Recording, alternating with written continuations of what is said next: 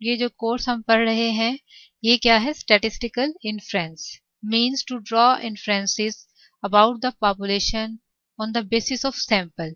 Sample से जो हम रिजल्ट ड्रॉ करते हैं हम कहते हैं कि ये पॉपुलेशन का रिजल्ट है। जैसा कि हमने शुरू में पढ़ा कि इन्फ्रेंसेस ड्रॉ करने के दो तरीके हैं।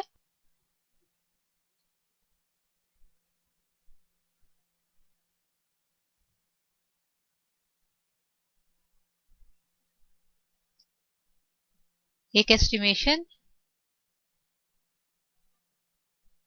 और एक hypothesis testing.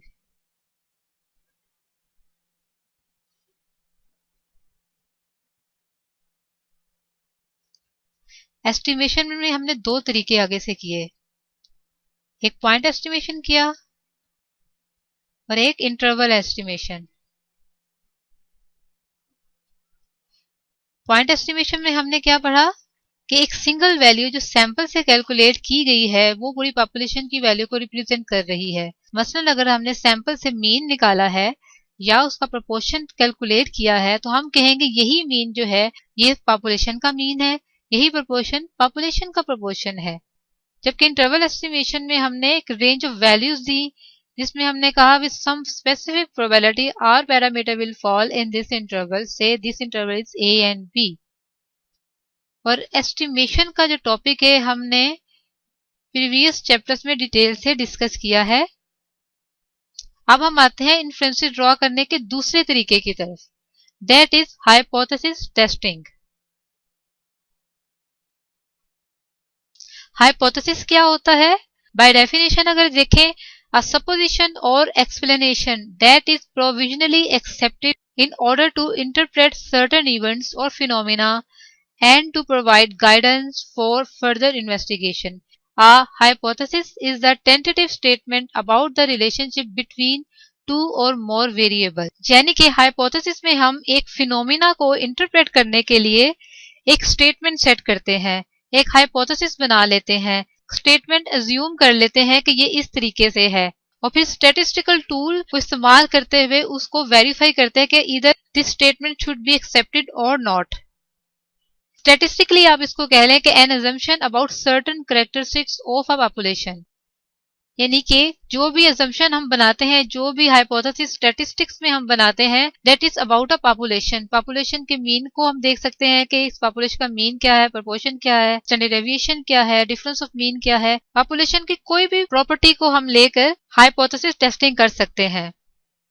The statistical procedure for testing a hypothesis requires some understanding of null hypothesis and alternative hypothesis. जब हम हाइपोथेसिस बनाते हैं तो हम दो तरह के हाइपोथेसिस बनाते हैं, एक नल हाइपोथेसिस, एक alternative hypothesis. Null hypothesis is tested for possible rejection. अब नल हाइपोथेसिस को हम किस तरह स्टेट करेंगे? A null hypothesis is the hypothesis that there is no relationship between two or more variable. क्योंकि हम नल हाइपोथेसिस को टेस्ट करते हैं फॉर पॉसिबल रिजेक्शन, वो इसलिए कि अगर हम कोई स्टेटमेंट सेट करते हैं या अगर हम कुछ अज्यूम करते हैं या कोई हाइपोथेसिस बनाते हैं वो तभी हम बनाते हैं किसी फिनोमिना के बारे में जब उसके बारे में हम डाउटफुल होते हैं। अगर किसी फिनोमिना, किसी इवेंट के बारे में अगर हम श्योर हो तो उसको हमें टेस्ट करने की जरूरत ही ना हो, और जब किसी चीज के बारे में हम डाउटफुल हो तो उसको हम देखते हैं कि इसकी पॉसिबल रिजेक्शन क्या है। उस पॉसिबल रिजेक्शन को हम नल हाइपोथेसिस के जरिए टेस्ट करते हैं और मैथमेटिकली इसको हम डिनोट करते हैं एच नोट से। और इसका ऑल्टरनेटिव हाइपोथेसिस जो है इसका उलट होता है। अगर हमने नल हाइपोथेसिस में ये कहा है कि there is no relationship between two or more variables, तो इसमें हम कहेंगे कि there is a relationship between two or more variable. The alternative hypothesis states a relationship between two or more variables. Mathematically इसको एच ए या H one से denote किया जाता है। जब इसको फॉर्मुलेट करते हैं तो नल हाइपोथेसिस में हमेशा इक्वलिटी साइन आता है, इक्वल साइन, जबकि ये इसका उलट होता है ऑल्टरनेटिव हाइपोथेसिस। तो जहां नॉट इक्वल का साइन होगा या लेस देन का साइन होगा या ग्रेटर देन का साइन आएगा। आइए इसको एक एग्जांपल से देखते हैं कि नल हाइपोथेसिस को कैसे स्टेट किया जा सकता है।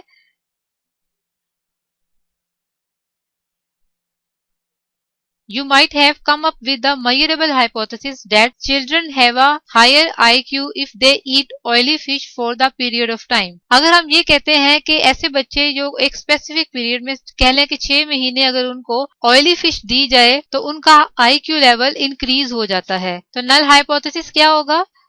Children who eat oily fish for 6 months do not show higher IQ. जाहिर बात है कि नल हाइपोथेसिस जो है वो पॉसिबल रिजेक्शन के लिए यूज होता है, तो यहाँ हम लिखेंगे children who eat oily fish for 6 months do not show higher IQ, यानी कि ऑयली फिश अगर लेते भी हैं 6 महीने तो उनके IQ लेवल में कोई फर्क नहीं पड़ता।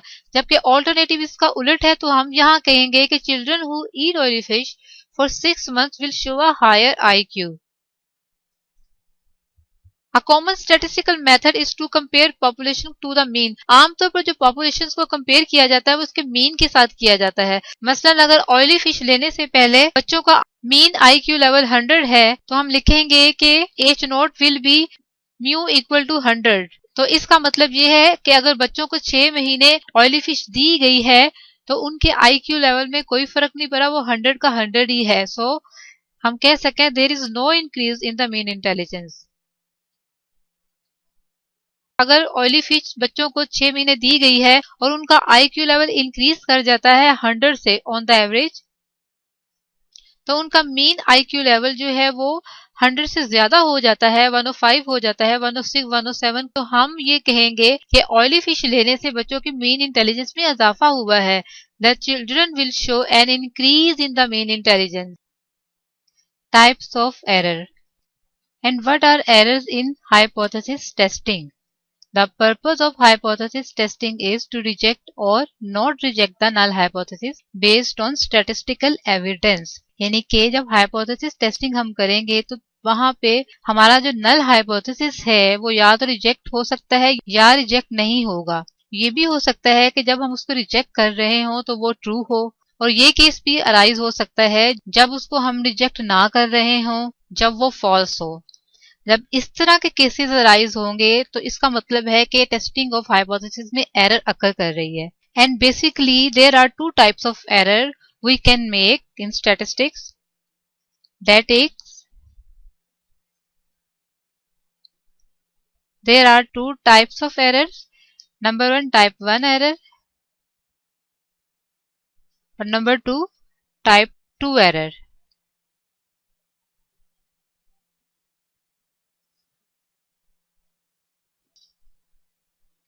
बाय डेफिनेशन अगर हम देखें तो हम कहेंगे type 1 error is when null hypothesis is rejected despite the test on data showing that outcome was true, means reject H naught when it is true.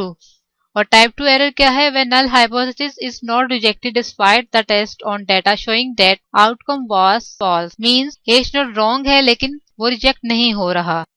Type 1 error, A type 1 error also known as error of the first kind, इसको first kind error भी कहते हैं। और ये क्या है? When the null hypothesis is true but is rejected, सही होने के बावजूद उसको रिजेक्ट कर दिया गया है। A type 1 error may be compared with so called false positive, इसको false positive भी कहते हैं। The rate of the type 1 error is called the size of the test and denoted by a Greek letter alpha, और ये जो है significance level के equal होता है, जैसा कि हमने पीछे कॉन्फिडेंस इंटरवल में पढ़ा। Significance level is denoted by alpha. If type 1 error is fix 5%, it means that there are about 5 chances in 100 that we will reject H naught when H naught is true. Suppose testing of hypothesis में हम लेते हैं कि alpha equal to 5, तो इसका मतलब ये होगा कि 100 में से 5 दफा ऐसा हो सकता है कि हम H नोट को रिजेक्ट कर दें when it is true. Type 2 error, type 2 error also known as error of the second kind. Type 1 error को हम क्या कहते हैं? Error of the first kind. और टाइप 2 एरर को हम क्या कहते हैं? Error of the second kind. It occurs when the null hypothesis is false but erroneously fail to be rejected। ये कब अकर होती है? कि जब नल हाइपोथेसिस फॉल्स होता है लेकिन हम उसको रिजेक्ट नहीं करते। Type 2 error means accepting the hypothesis when we should have been rejected. A type 2 error may be compared with so called false negative। Type 1 error को हम क्या कहते हैं? false positive। और टाइप 2 एरर को क्या कहते हैं? False negative. The rate of the type 2 error is denoted by the Greek letter beta and related to the power of a test which is equal to 1 minus beta. Type 1 error हमारे पास क्या था?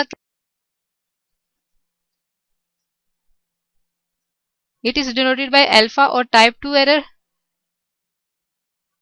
denoted by beta. और जो type 2 error है it is related to the power of a test, इसको आगे जाके हम डिस्कस करते हैं, which is equal to 1 minus beta. आइए इसको टेबुलर फॉर्म में देखते हैं, दोनों एरर्स को आपको याद रखना ज्यादा आसान होगा।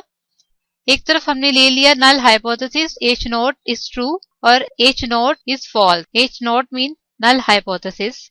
रिजेक्ट H नॉट हाइपोथेसिस, एक डिसीजन ले लिया, दूसरा ले लिया fail to reject null hypothesis. अच्छा, जब हम कहते हैं कि नल हाइपोथेसिस ट्रू है लेकिन उसको हम रिजेक्ट कर देते हैं, इसका मतलब है ये फॉल्स डिसीजन है and there arises type 1 error. दूसरा है अगर नल हाइपोथेसिस ट्रू है और fail to reject the null hypothesis, जारी बात है अगर ये ट्रू है नल हाइपोथेसिस तो अगर हम उसको रिजेक्ट नहीं करते इसका मतलब है ये करेक्ट डिसीजन है, इट इज ट्रू डिसीजन, तो यहां कोई एरर अकर नहीं हो रही।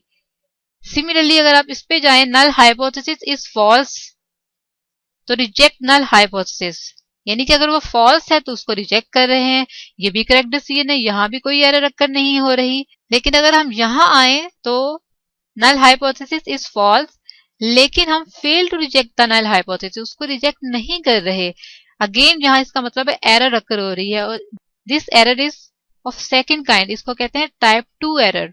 आइए इस फिगर से हम टाइप 1 और टाइप 2 एरर को अंडरस्टैंड करते हैं। ये जो डिस्ट्रीब्यूशन है ये अंडर H नॉट है जो रेड से ड्रॉ की गई है, और ये जो येलो सारा एरिया है ये क्या है? हम कह रहे हैं ये अल्फा है हमारे पास, ये यहां से यहां तक जो वैल्यू वो हमारे पास अल्फा की वैल्यू है। और जो अंडर HA हमारे पास जो डिस्ट्रीब्यूशन बनती है जो कि ये ग्रीन से ड्रॉ की गई है, और इसका जो एरिया H नोट के एक्सेप्टेंस रीजन में फॉल करता है, क्योंकि ये जो सारा बाकी एरिया है ये क्या है? H नोट का एक्सेप्टेंस रीजन।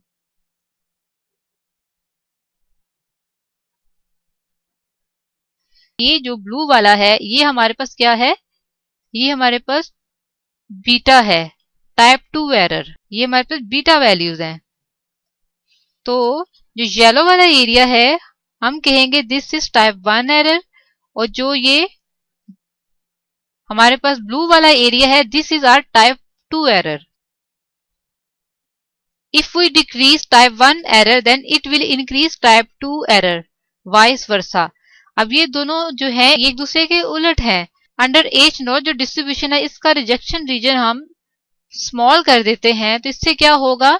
ये ब्लू वाला एरिया बढ़ जाएगा ना, तो इससे क्या होगा? बीटा 2 जो है टाइप 2 एरर इंक्रीज हो जाएगी। बिल्कुल इसी तरीके से अगर हम रिजेक्शन रीजन बढ़ा देते हैं, हम कहते हैं ये हमारा अल्फा है, यहां पे हमारा अगर अल्फा है तो इससे क्या होगा? बीटा हमारा डिक्रीज हो जाएगा। बीटा का एरिया जो है वो थोड़ा सा रह गया यहां से यहां तक, यानी कि एक एरर बढ़ाने से दूसरी एरर डिक्रीज हो जाती है और एक के डिक्रीज होने से दूसरी एरर बढ़ जाती है।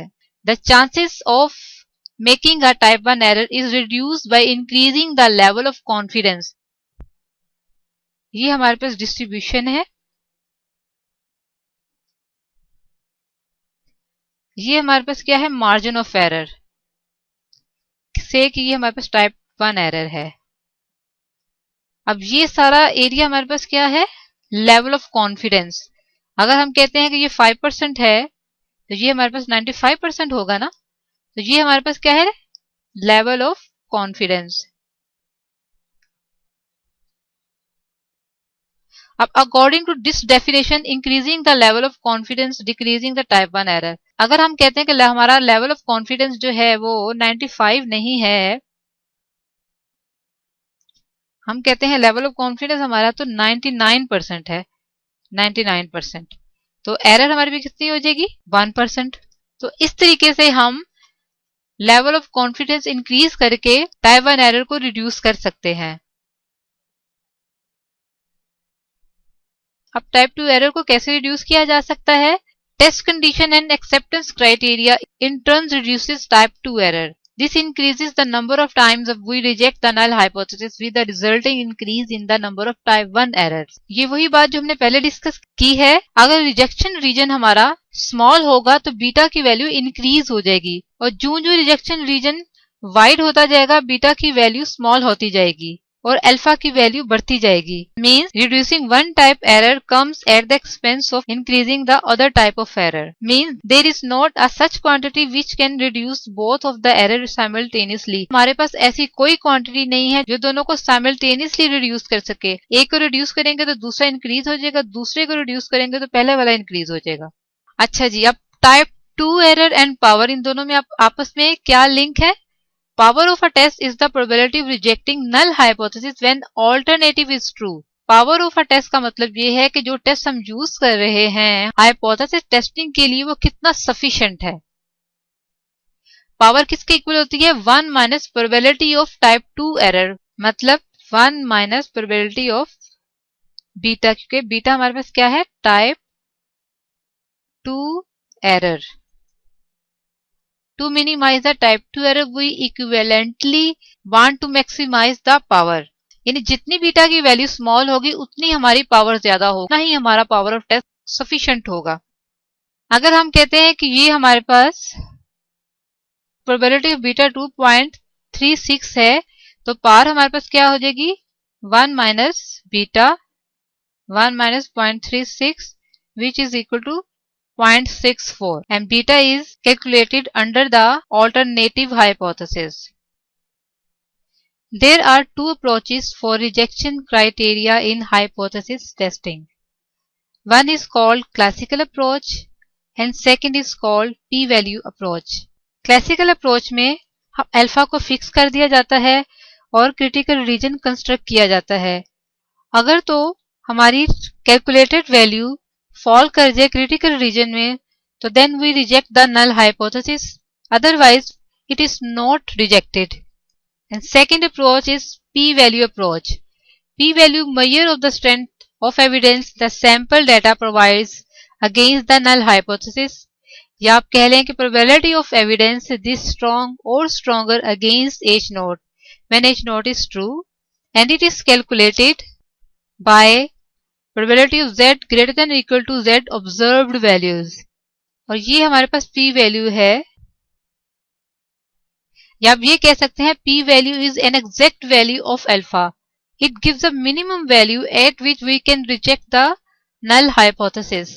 क्लासिकल अप्रोच में जैसा कि पहले बताया कि अल्फा को फिक्स करके क्रिटिकल रीजन हम बना लेते हैं और अगर हमारी कैलकुलेटेड वैल्यू उस क्रिटिकल रीजन में फॉल कर जाए तो हम रिजेक्ट कर देते हैं एच नॉट, अदरवाइज हम इसको रिजेक्ट नहीं करते. जबकि पी वैल्यू अप्रोच में जब पी वैल्यू कैलकुलेट कर ली जाती है तो rejection criteria depends on if P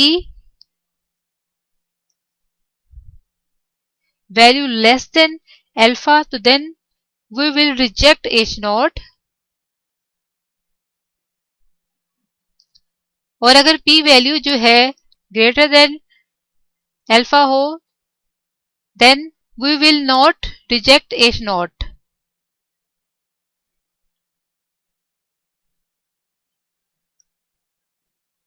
p value approach में हमें क्रिटिकल रीजन कंस्ट्रक्ट करने की जरूरत नहीं होती. रिजेक्शन क्राइटेरिया जो है वो डिपेंड कर रहा होता है इन दो कंडीशंस पर. p वैल्यू को यहाँ ब्रीफली डिस्कस किया गया है, आगे जाके हम एग्जांपल करेंगे जिसमें दोनों अप्रोचेस को यूज किया जाएगा और इससे आपका कॉन्सेप्ट ज्यादा क्लियर हो जाएगा.